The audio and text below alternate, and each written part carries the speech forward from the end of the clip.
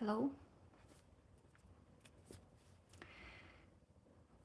So in my description, I said that I want to talk about what happens, what I feel in the field, and what I feel from the person, me, who doesn't watch TV.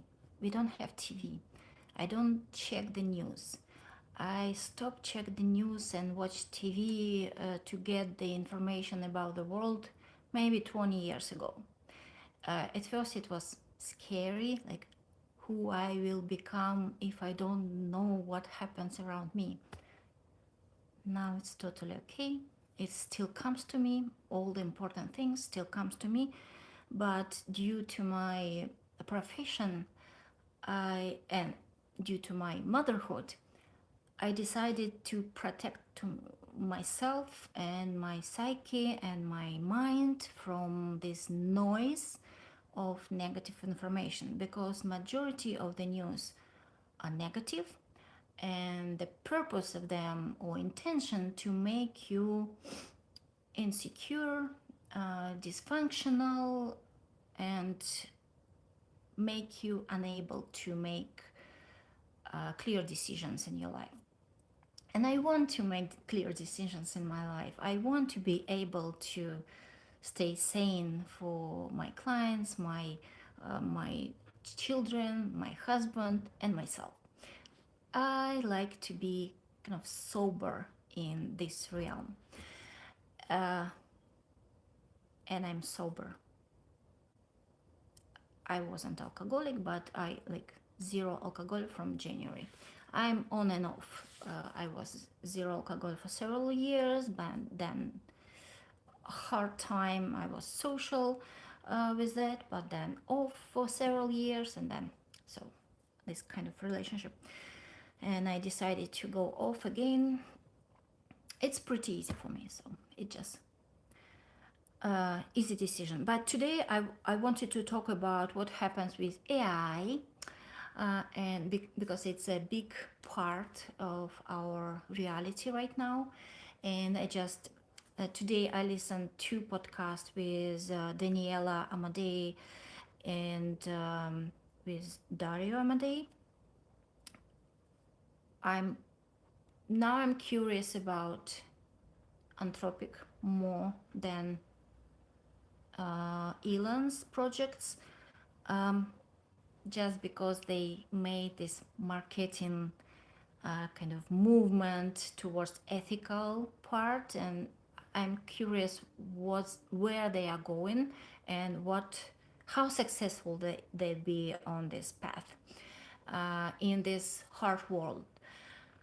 I'm really curious if they can do something meaningful with ethical part, and how genuine, how true they are in this part, or it's just marketing. Hello, people. Thanks for coming. So the topic is about how we perceive AI development, how we believe those people who say they move into to the ethical AI, and is it possible? I want to talk about consciousness and what is it, and really the uh, title of my stream, or however it's called, is why we are so occupied thinking about how AI is doing, and we are not that occupied or concerned how we are being. And um, I don't know who is Jenny from BP. You look like Jenny from BP, so I don't know who is it. Um, so and in one podcast, I don't remember, probably Daniela said, Daniela Amadei, she's president of Anthropic, if I'm not wrong. She said in the future, uh, it will be more important to be more human than not. So, and for me, being is more human than doing. So AI is developed in a way that it's simulate doing what humans can do, including cognitive tasks, including physical, cognitive, rational, and even, as far as I understand, in IT, consciousness means something cognitive and doing something. For me, consciousness is about being, and only human beings can be. So, how about focusing on being more? And I'm reading the book, actually, it's here. I'm reading this wonderful book by Alan Watts, The Book. You know, I'm dreaming that this book will be in each drawer of each hotel, motel, that this book will replace Bible, because this practical, this reading this book, you love yourself more, you love all humans more, you love life more. It's leading you to peaceful life. It's so wonderful. um, they cannot replicate what God designed. I totally agree. uh, yes, it was designed by something, God, universe, something that we cannot understand even. How can you replicate something that you cannot understand? We still cannot understand our brain scientifically.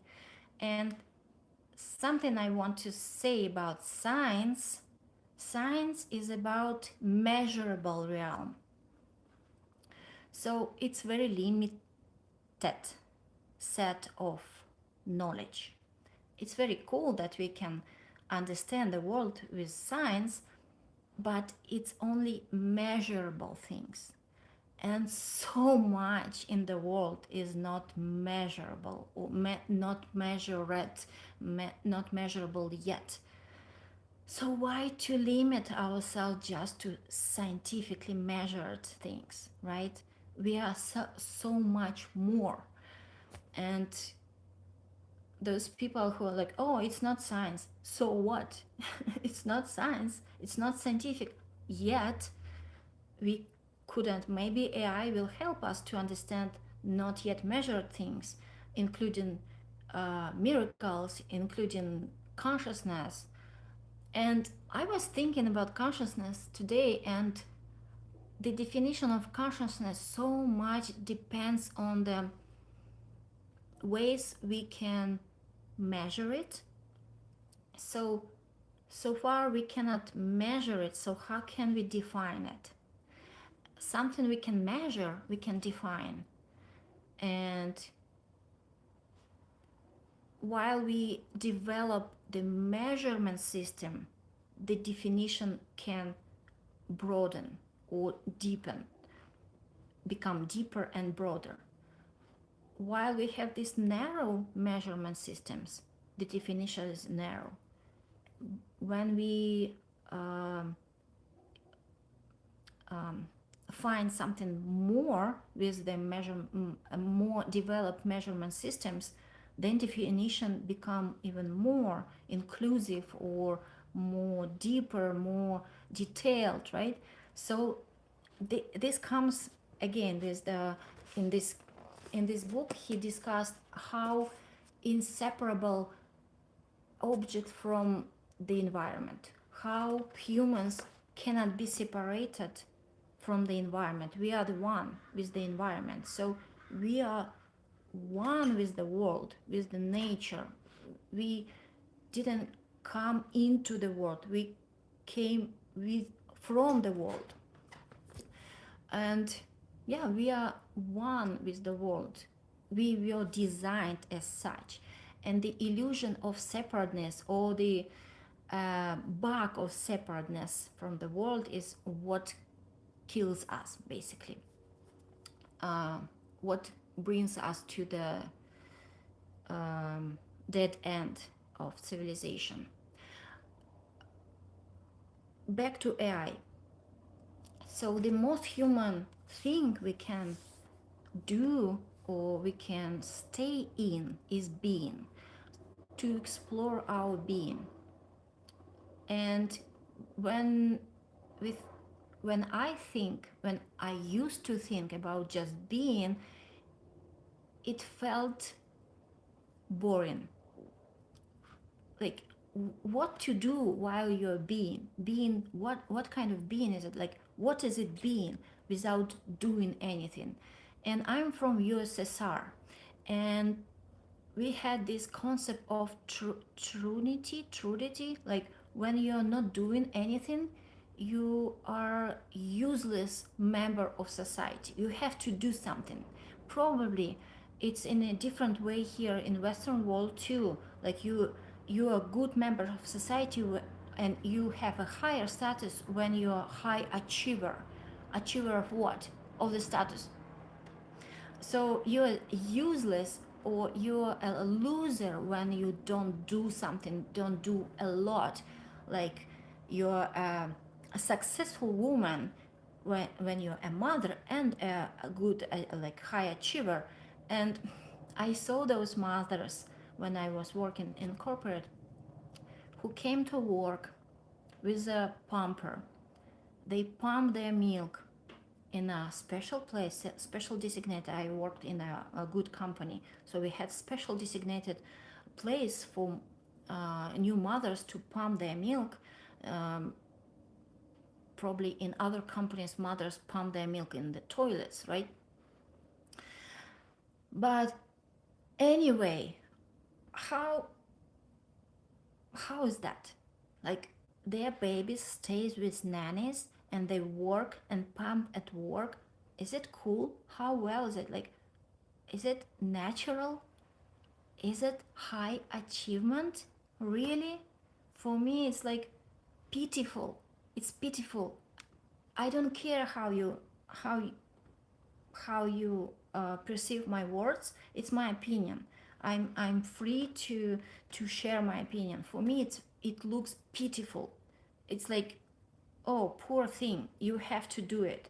Even when you're a new mom, you cannot afford to stay with your baby, to create your contact, to create a connection that will influence your child for many, many years ahead.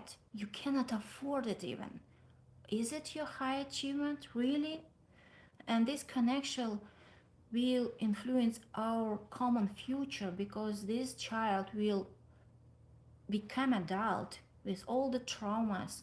And trauma is not about something, not always about something terrible, but it's just character forming, uh, neglect, lack of attention, lack of being seen as a important human being in your life.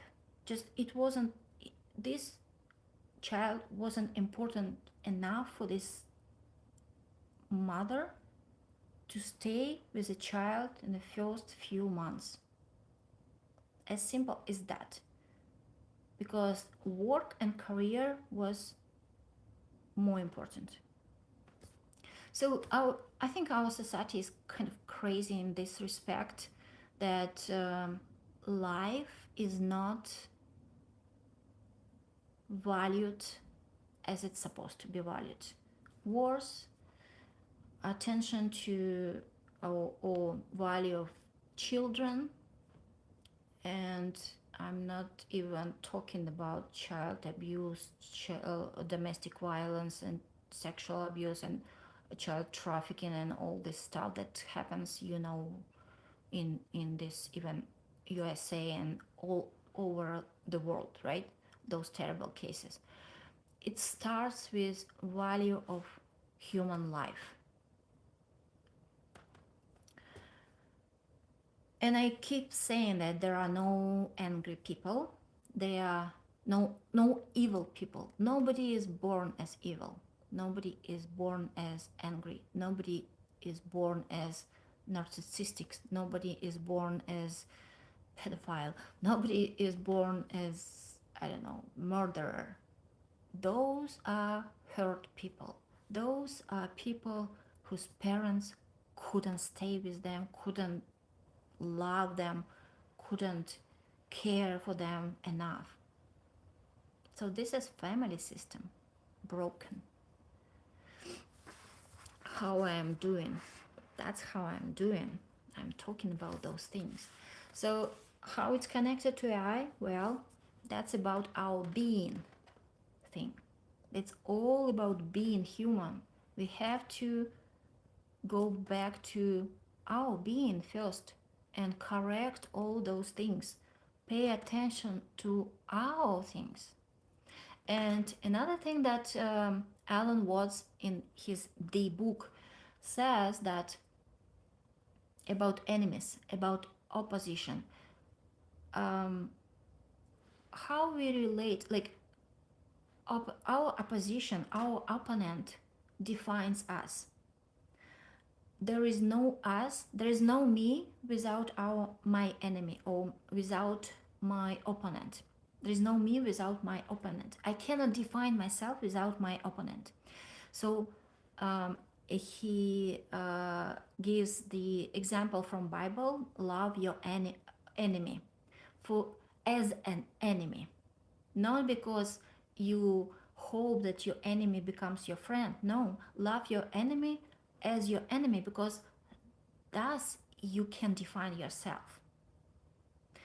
And with AI, I think in the podcast with Daniela Amadei, they discussed how the models and how they create guide rails for the models, and there were three things: harmlessness, helpfulness, and honesty.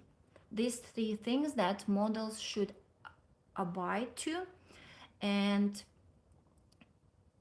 Daniela said that there is a tension between the three when user asks the model to do something harmful, and the model is like, oh, I cannot, I have the constitution. And there's a tension to be helpful for the user but then doing something harmful. And there is a tension how the model resolve this tension, resolve this conflict.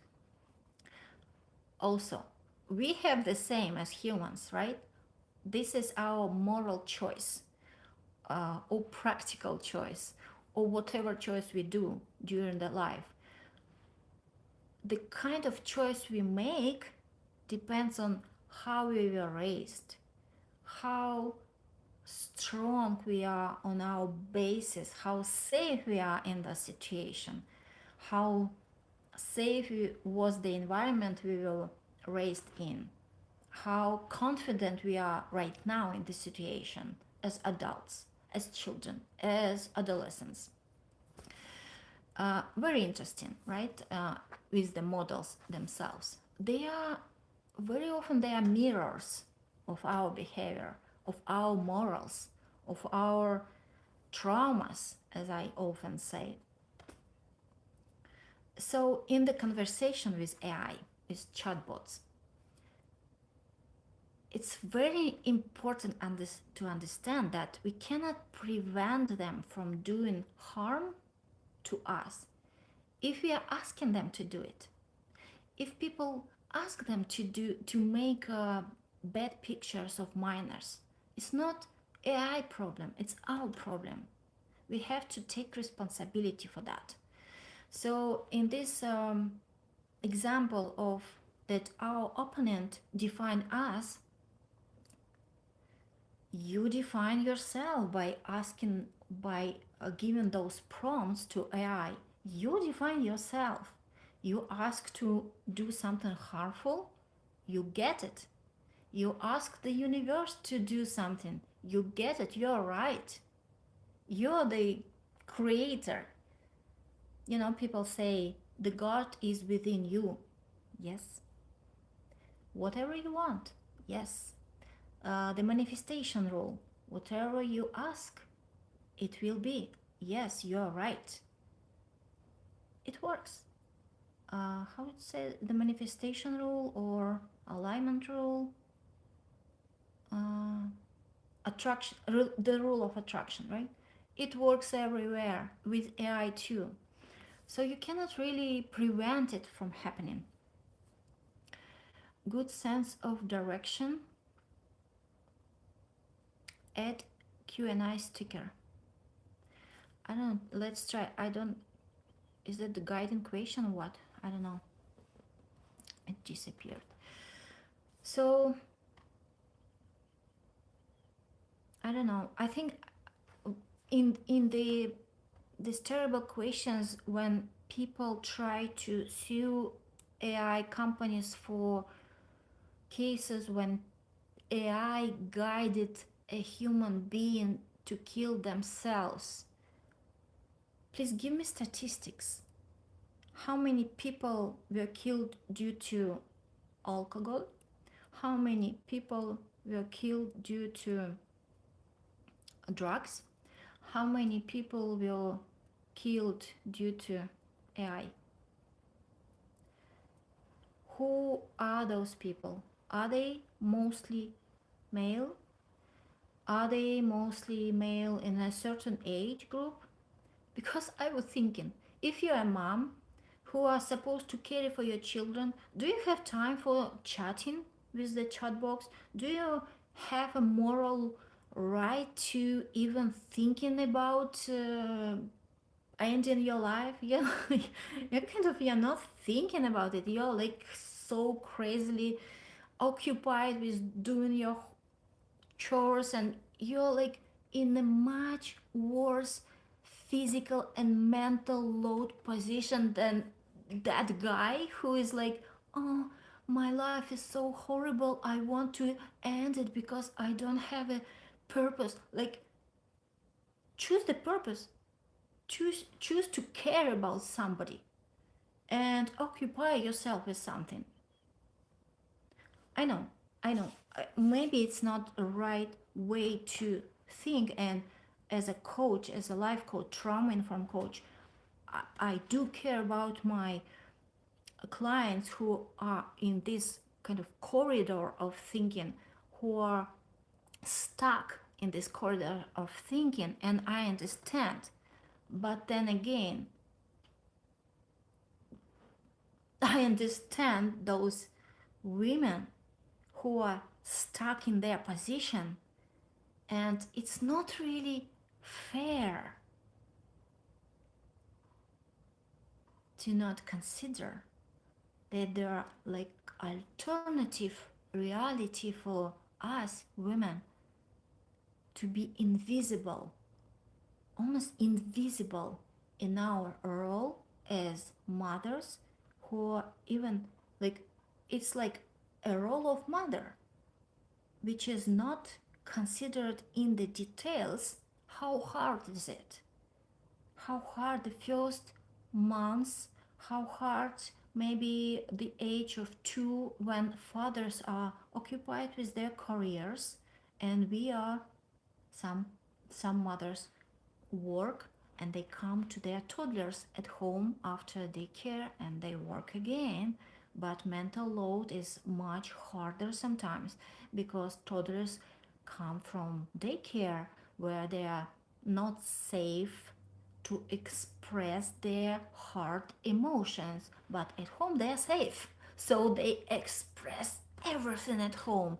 But mother already was uh, tolerating her co-workers for that long time.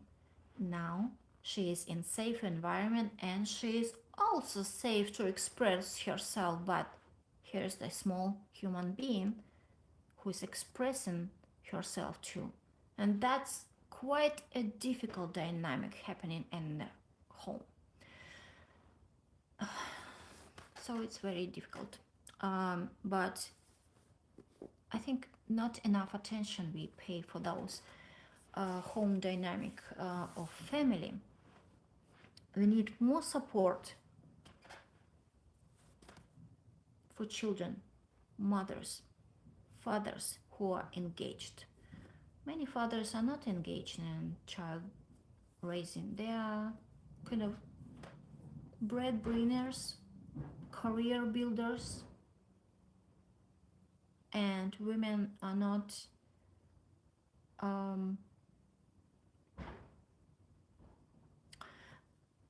mothers are not visible enough and not appreciated enough as mothers if they are not high achiever in a corporate space. Can you imagine how different children could be raised if motherhood would be appreciated on the same level as corporate achievements of women? The world would be a different place. It might be a more peaceful place because the adults of those mothers would be a totally different people, and the leaders of 2-3 generations after this reform of motherhood status would be more considerate of the value of life of humans and the value of being, not doing, just the being human being. Where to begin? Follow the children, their needs from the very beginning, from the moment of conception, from the moment of pregnancy, precious pregnancy time, beautiful time. Give women time to enjoy this time, to honor this time, to be this goddess. Can you imagine? I will start to cry. I have 2 daughters. When you're carrying a human being in you, and they will become a human being, and they will become an adult, they will become your future, my future, and your future. And I have a video. I made it maybe 3 days ago, or I don't remember. You are the future, and the concept, it struck me several days ago. You are the future. You are not made from the past, even though the genes came the past from the, but the expression and their realization is now. So you are the future, and your kids are not made from the past, even though the genetic material comes from the past, but they are the future. The past made them possible, but they are the future. So how many generations in the future you are? That's the thinking. When you think of yourself as the future, then your purpose in life is defined as more than just your body being in this life, like more than one body. And when you are capable of thinking of your future as more than one generation, then you are not that afraid of death of this body. Yet you care more of this body, about this body, because you're bringing the material into the future. Gene expression, epigenetics, all this you're bringing into the future.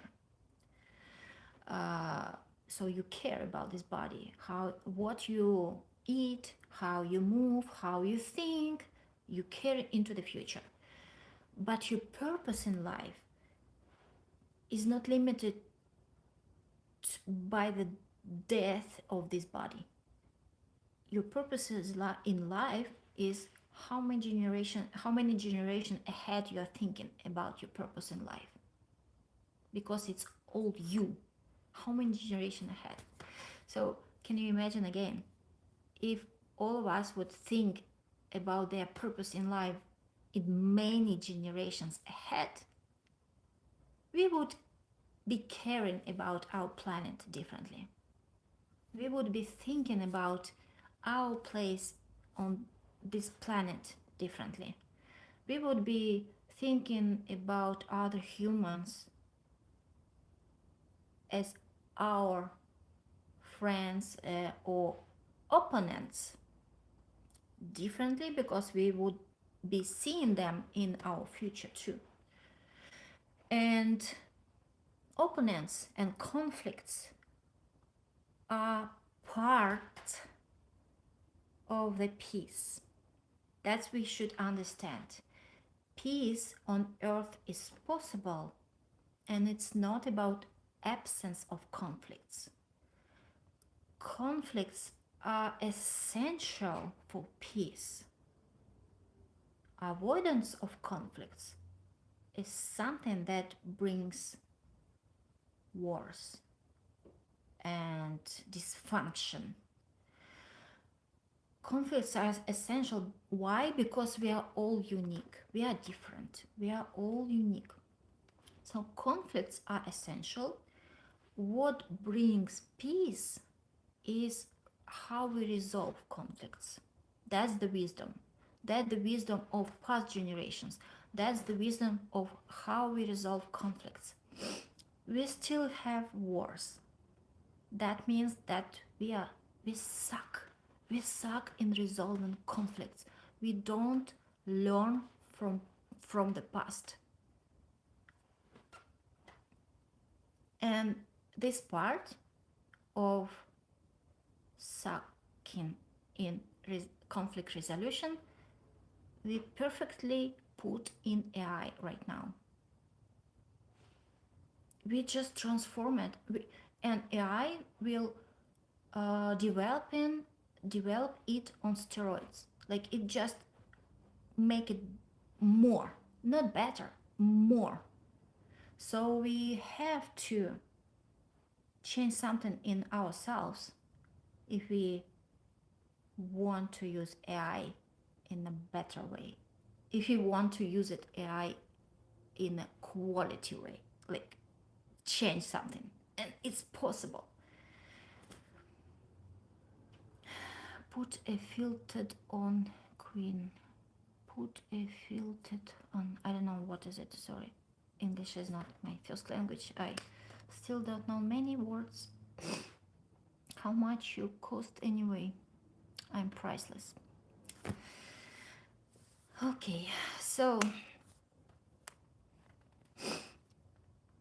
I guess it's now 33 minutes. I thought I can get it in 15 probably, but thank you for being here. So the topic was, how come we care so much about it, how AI is doing, and we are not occupied enough about how we are being as humans. And being is the most human thing. So let's focus on it, and let's explore what is being means.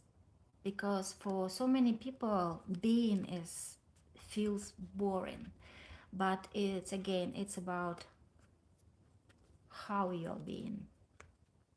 If you include mindful being, your experience will be so much richer, and you will not be wanting life forever, because you will be satisfied and content with your life already.